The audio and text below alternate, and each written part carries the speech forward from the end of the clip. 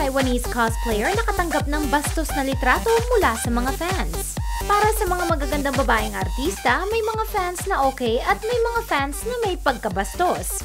At ang mga fans ni Sunny Lin may pagkabastos.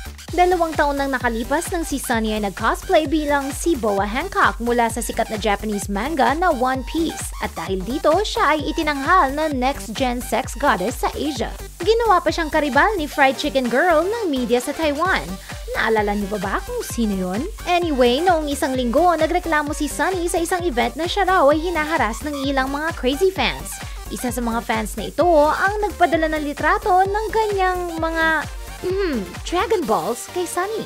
May mga fans na nagpapantasyang sila ay mag-asawa ni Sunny at sinasabi sa kanya kung ano ang kanilang ginagawa bawat 5 minuto, gaya ng kumakain ako ng hamburger o tumatay ako. Pero ang pinaka-nakakalokang ginawa ng isang fan ay ang pagpapadala ng litrato ng kanyang kalalakihan na may kasamang sperm na may mensaheng, "These are mine, take it baby." Mainam siguro na hindi na ipaalam ni Sunny ang kanyang phone number sa kanyang mga fans.